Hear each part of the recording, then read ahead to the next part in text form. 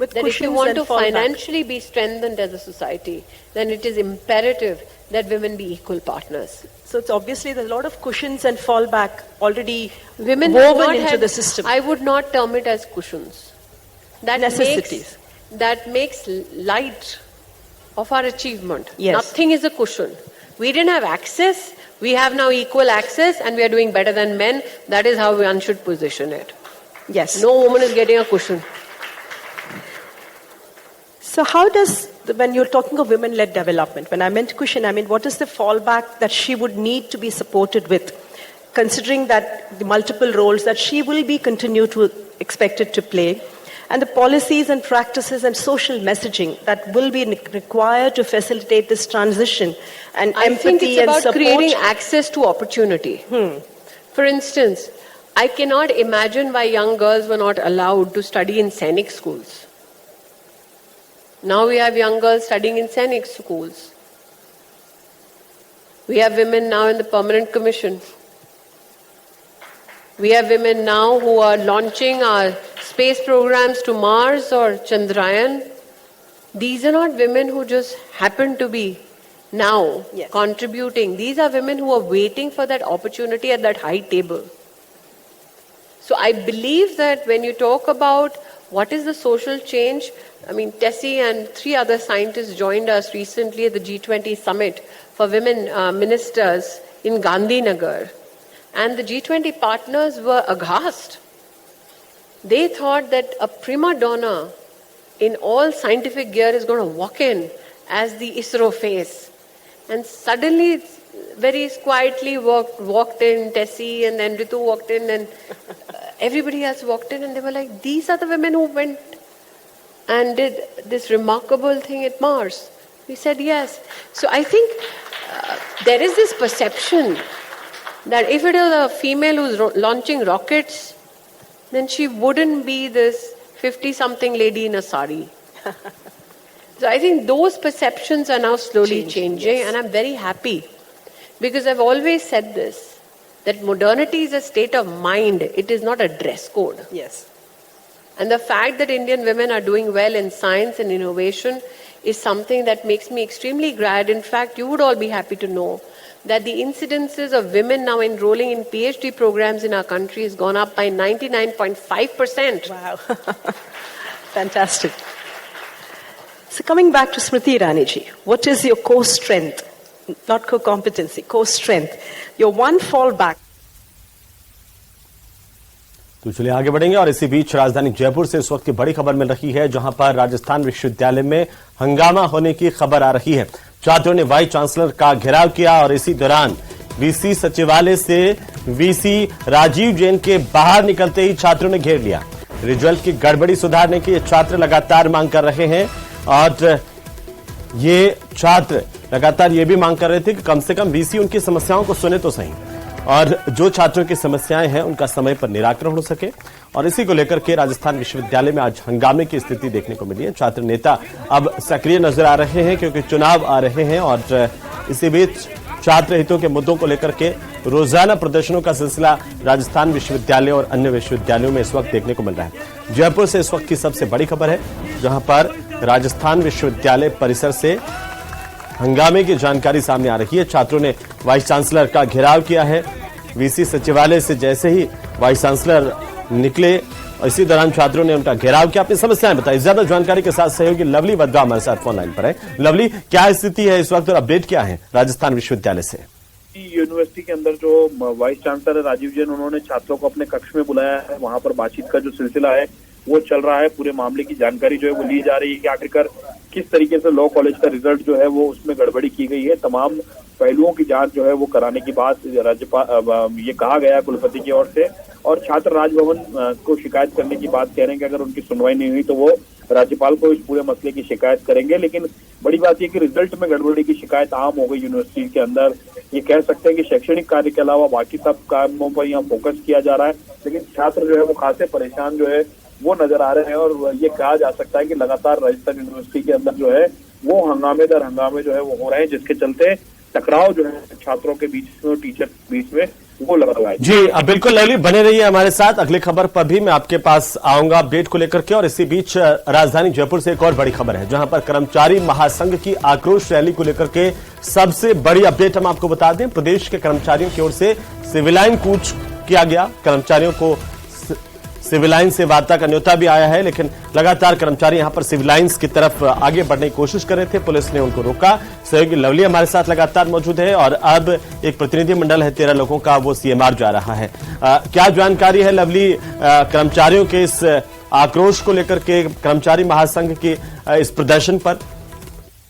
देखिए, कर्मचारियों को इस वक्त जो है वो मुख्यमंत्री निवास पर लाया गया है बातचीत के लिए। मुख्यमंत्री की जो ज्वाइंट सेक्रेटरी हैं वो इस वक्त ललित, वो उनसे बातचीत कर रहे हैं, उनसे समझ रहे हैं पूरे मसले को लेकर के।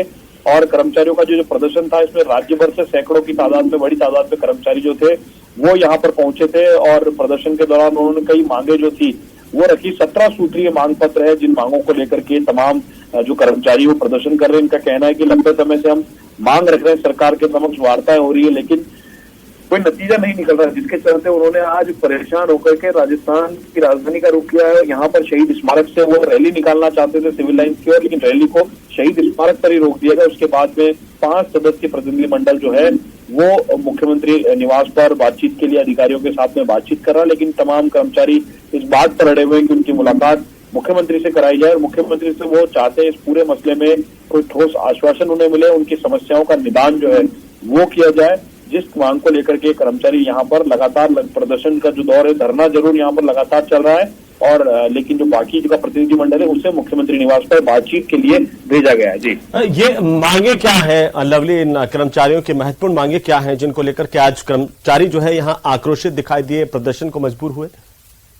देखिए, कर्मचारियों की जो मोटे तौर पर जो मांगे हैं उनमें जो ओपीएस लागू किया गया है स्वायत्त शासी निकायों में, उनमें पूर्ण ओपीएस की एक तो प्रमुख मांग है कि जो विसंगतियां रही है उसके अंदर, उसे दूर करने की मांग है। इसके साथ साथ में कर्मचारियों की जो दूसरी तो अन्य मांग है, उनमें जो वेतनमान को लेकर के जो 9, 18, 27 की सेवा के स्थान पर 8, 16, 24, 32 की जो चौथी पदोन्नति है उसकी मांग है। और कांग्रेस ने चुनाव से पहले जो चुनावी घोषणा पत्र में संविदा कर्मचारियों को नियमित करने का वादा किया था, वो वादा पूरा करने की मांग है। बिल्कुल लवली, चलिए बहुत शुक्रिया तमाम जानकारी के लिए। नजर बनाए रखिए, लगातार अपडेट हम आपसे लेते रहेंगे। बहरहाल एक और बड़ी खबर आ रही है, आपको बता दें कि राजस्थान हाईकोर्ट से इस वक्त की सबसे बड़ी खबर है। आरसीए को हाईकोर्ट ने नोटिस जारी किया है। आरपीएल शुरू करने के मामले को लेकर के हाईकोर्ट में आज सुनवाई हुई है। जस्टिस इंद्रजीत सिंह की कोर्ट में यह सुनवाई हुई और हाईकोर्ट ने आरसीए को नोटिस जारी किए हैं। आरपीएल के टेंडर दस्तावेज तलब किए हैं। राजस्थान प्रीमियर लीग शुरुआत से ही लगातार चर्चाओं में और अब ये पूरा मामला कोर्ट तक पहुंचा है। कोर्ट ने इस पर सुनवाई की है, आरसीए को नोटिस जारी किए हैं। टेंडर्स में अनियमितता के मामले को लेकर के याचिका दाखिल की गई थी। दरअसल यह कहा गया था कि जो आईपीएल में जिस तरीके से टीमों पर बोली लगाई जाती है वो सार्वजनिक तौर पर होती है, मीडिया के सामने होती है, लेकिन इस बार जब आरपीएल की बोली लग रही थी तो मीडिया को इससे दूर रखा गया। कुछ लोगों ने आरोप लगाए हैं कि इसमें पक्षपात किया गया, निष्पक्षता नहीं बरती गई और अन्य तमाम पहलुओं को लेकर के याचिकाकर्ता की ओर से हाईकोर्ट में इसे लेकर अपील की गई और हाईकोर्ट ने इस पर सुनवाई करते हुए आरपीएल मामले को लेकर के आरसीए को नोटिस जारी किए हैं। तो राजस्थान हाईकोर्ट से इस वक्त की बड़ी जानकारी, राजस्थान प्रीमियर लीग के टेंडर दस्तावेज कोर्ट ने तलब किए हैं।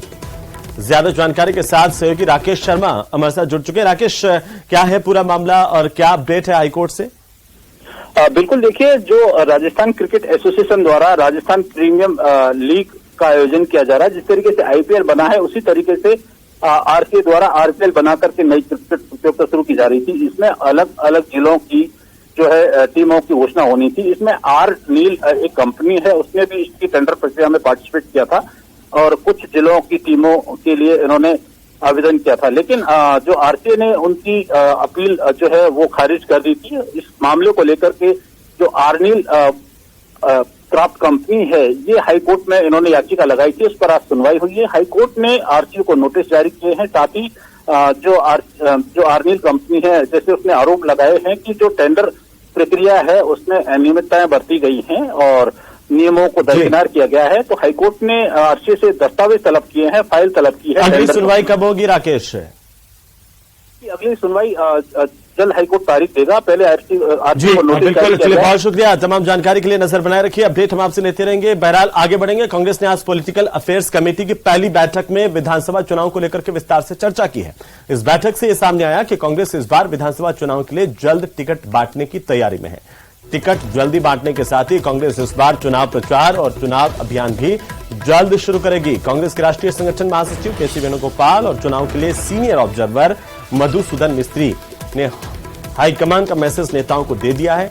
दोनों ने राजस्थान के नेताओं को एकजुट होकर के चुनावी मैदान में उतरने और ग्रासरूट स्तर पर अभी से ही टीमों को सक्रिय करने को कहा गया है। मंथन का दौर आज इससे पहले चला और लगातार विस्तार से रणनीति को लेकर के चर्चा की गई है। सितंबर के अंतिम सप्ताह तक कांग्रेस पार्टी कोशिश करेगी टिकट तय हो जाए।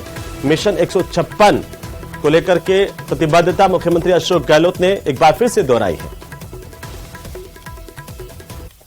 अच्छी मीटिंग हुई, 2 मीटिंग अच्छी हुई थी। एक मीटिंग तो जो 25 पर्यवेक्षक बने हैं लोकसभा के स्तर के, उनके हर मीटिंग हुई और वो लोग 17 तारीख को सभी लोग एक साथ में लोकसभा क्षेत्र में जाएंगे। जो बने हैं पर्यवेक्षक बने वो एक साथ जाएंगे और वो रुकेंगे वहां पे, जाके मीटिंग करेंगे वर्कर्स की भी, वहां के नेताओं की भी। उसके बाद लगातार वो आते रहेंगे जिलों के अंदर। 25 लोकसभा के पर्यवेक्षक जो अपना काम करेंगे, तीनों हमारे सेक्रेटरी वाले दौरे कर रहे हैं, उनकी अलग भूमिका है। और आने वाले वक्त में एक एक विधानसभा में एक एक पर्यवेक्षक बनाए जाएंगे। वो उस विधानसभा क्षेत्र को देखेंगे। ये तमाम निर्णय बैठ करके मीटिंग में हुए। दूसरी मीटिंग जो पॉलिटिकल अफेयर कमेटी बनाई गई है, वही करीब करीब हमारे पीसी के मेंबर भी हैं। ये भी तय है कि प्रदेश कांग्रेस कमेटी को भेजेगी, एक मीटिंग बुला करके रंधावा साहब के सानिध्य में मीटिंग होगी और सबको जिम्मेदारी दी जाएगी पीसी के मेंबरों को। वो खुद जाकर के वहाँ जिलों के दौरे करे, वहाँ मीटिंग करे, बातचीत करे। कर्नाटक का जो मॉडल था वो मॉडल अपनाया जाएगा राजस्थान के अंदर भी। एक तरफ तो सिलेक्शन प्रोसेस जल्दी शुरू करके, और हम चाहेंगे कि सितंबर के एंड में अक्टूबर के फर्स्ट वीक तक कैसे हम लोग एक लिस्ट निकाल दें। ये हमारा प्रयास है। उसी रूप में ये काम आगे। तो चलिए आगे बढ़ेंगे और इसी बीच बीजेपी के खेमे से इस वक्त की सबसे बड़ी खबर मिल रही। कल कई नेता बीजेपी ज्वाइन करेंगे। करीब 15 से 20 नेताओं की ज्वाइनिंग होने की खबर सामने आ रही है। पूर्व मंत्री के पुत्र, इनमें रिटायर्ड प्रशासनिक अधिकारी भी भारतीय जनता पार्टी की सदस्यता ग्रहण करेंगे। कुछ नेताओं की घर वापसी भी होनी है। गुर्जर समाज से भी बड़ा चेहरा इसमें शामिल हो सकता है। ये बड़ी जानकारी है इस वक्त की। भारतीय जनता पार्टी के खेमे से चुनाव आ रहे हैं और बीजेपी अपना कुनबा और ज्यादा मजबूत करने की कोशिश में लगातार जुटी हुई है। आपको बता दें कि बीजेपी के खेमे से इस वक्त की सबसे बड़ी खबर, कल कई नेता भारतीय जनता पार्टी की सदस्यता ग्रहण करेंगे। 15 से 20 नेताओं की ज्वाइनिंग कल होगी। इसे लेकर के ये बड़ी जानकारी सामने आ रही है। बड़ी खबर, भारतीय जनता पार्टी का दामन कई नेता थामेंगे, जिनमें कई ऐसे चेहरे हैं जिनकी घर वापसी होगी, तो कई पहली बार बीजेपी का रुख करेंगे। तो 15 से 20 ऐसे नेताओं के नाम सामने आ रहे हैं जो बीजेपी ज्वाइन करने जा रहे हैं, जिनमें पूर्व मंत्रियों के बेटे भी हैं, रिटायर्ड प्रशासनिक अधिकारी भी हैं, जो भारतीय जनता पार्टी का दामन चुनाव से पहले थाम रहे हैं। तो कई ऐसे नेता हैं जिनकी घर वापसी होगी। और सबसे बड़ी जानकारी यह भी है कि गुर्जर समाज से बड़ा एक चेहरा जो भाजपा में शामिल हो सकता है।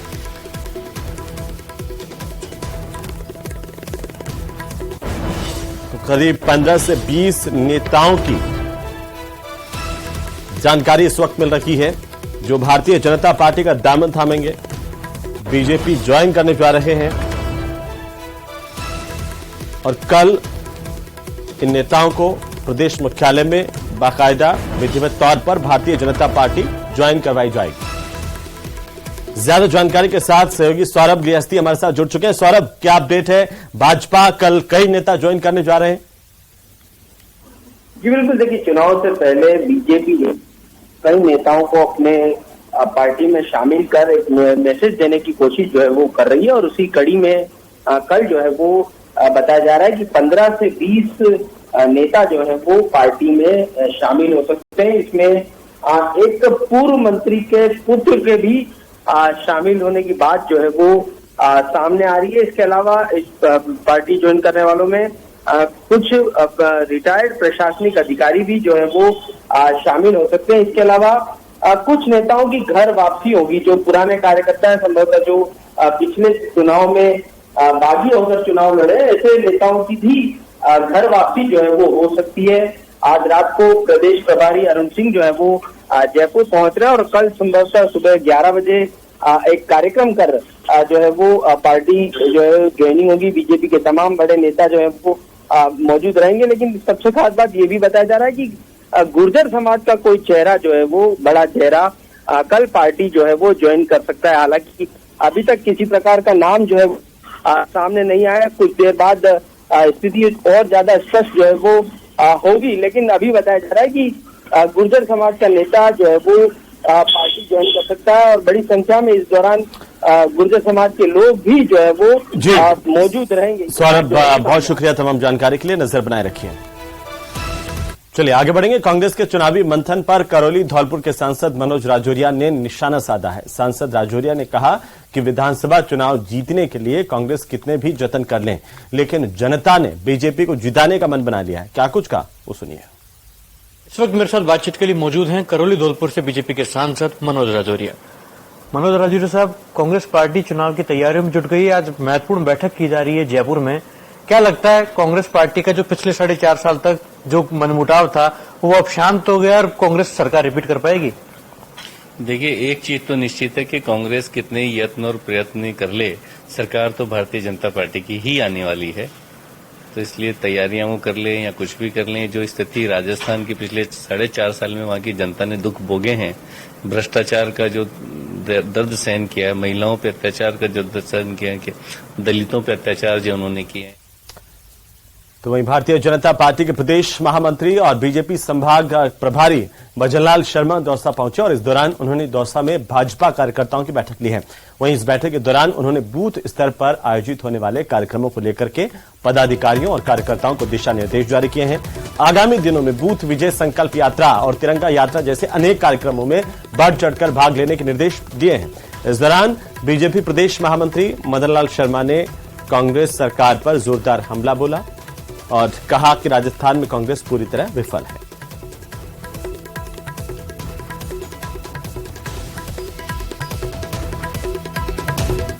कांग्रेस का 4.5 साल का जो भ्रष्टाचार है, महिला अत्याचार है, जो आए दिन कांग्रेस के जो विधायक हैं उनके क्षेत्र में जनता के प्रति जो नाराजगी है, जनता में उन्होंने जिस तरह का वातावरण, भय का वातावरण बना रखा है, जनता उससे त्रस्त है।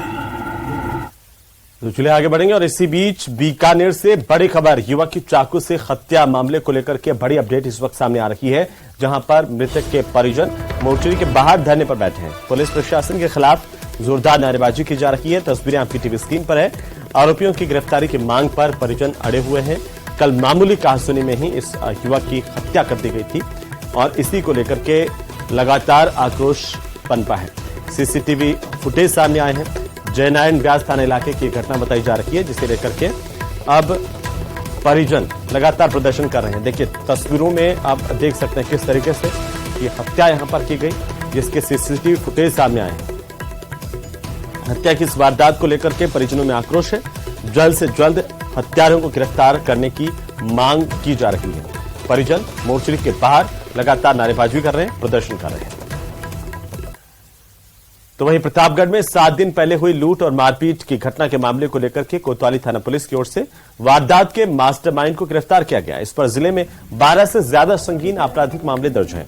पुलिस इन मामलों में 3 आरोपियों को पहले गिरफ्तार कर जेल भेज चुकी है। थानाधिकारी ने जानकारी दी है कि 3 अगस्त को आमलीखेड़ा निवासी शिक्षक श्रवण कुमार मीणा ने प्रकरण दर्ज करवाया कि वह अपनी बाइक से सुहागपुरा से प्रतापगढ़ की ओर आ रहा था और चतरिया खेड़ी गांव के पास में 4 युवकों ने उसके बाइक को रोक लिया। उससे शराब के पैसे मांगने लगे और पैसे नहीं देने पर उसके साथ मारपीट शुरू कर दी। उसकी जेब में रखे हुए रुपए निकाल लिए थे।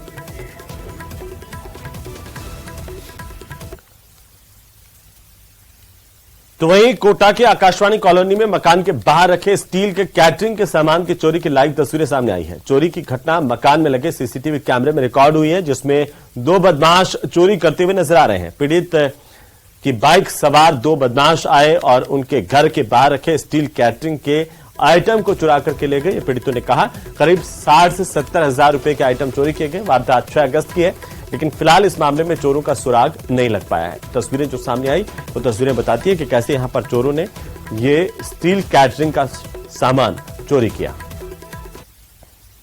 कैमरे लगे हुए हैं, उसके बावजूद भी मेरा कैटरिंग के सामान कुछ यहाँ पर रखे हुए थे और चोर 2 मोटरसाइकिल पर आए और मोटरसाइकिल पर आराम से चोरी करके ले जाते हुए दिख रहे हैं कैमरे में भी, और मेरे घर के आगे जो सीसीटीवी कैमरे लगे हुए हैं उसमें भी साफ चोरी।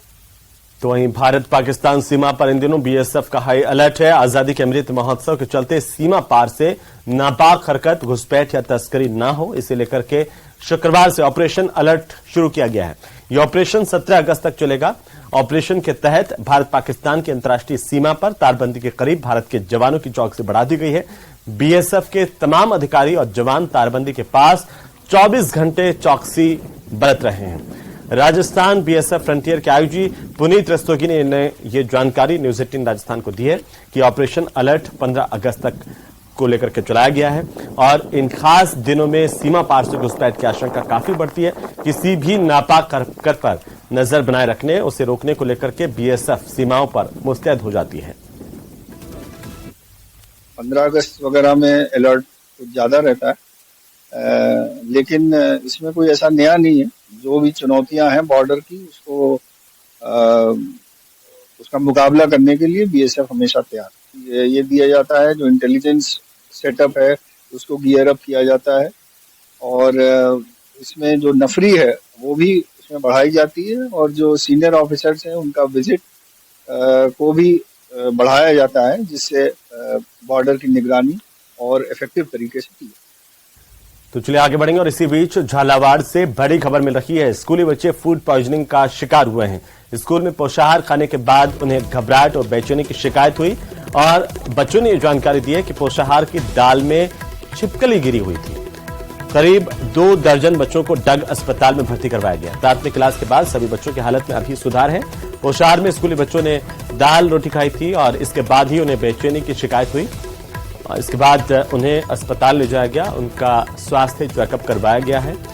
डग इलाके के डोबड़ा गांव की घटना बताई जा रही है। तो झालावाड़ से इस वक्त ये बड़ी खबर है।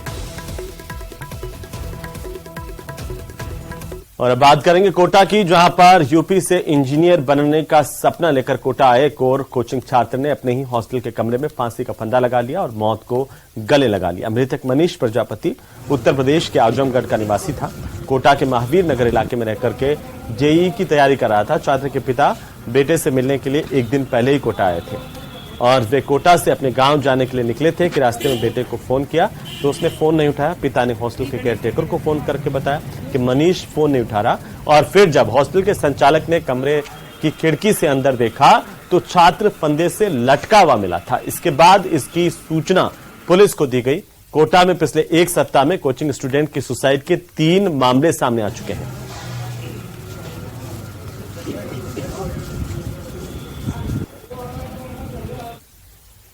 और इसी के साथ ही इस बुलेटिन में फिलहाल इतना ही। आप देखते रहिए न्यूज 18 राजस्थान।